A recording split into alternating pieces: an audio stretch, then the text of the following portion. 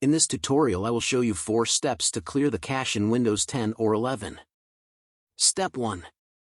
Press the Windows key and the R key together. Type Prefetch in the wrong window. Select OK. Choose any file. Press the Control key and the A key together.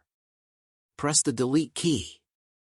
Skip any file that returns a message.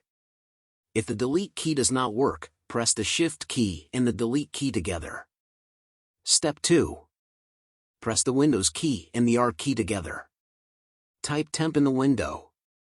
Select OK. Choose any file or file folder. Press the Control key and the A key together. Press the Delete key. Step 3. Press the Windows key and the R key together. Type %temp% in the window. Select OK. Choose any file or file folder. Press the Control key and the A key together. Press the Delete key.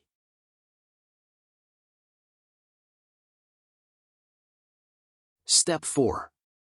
Press the Windows key and the R key together. Type clean-mgr in the window. Select OK. Select OK. Put a check mark in each box. Select OK.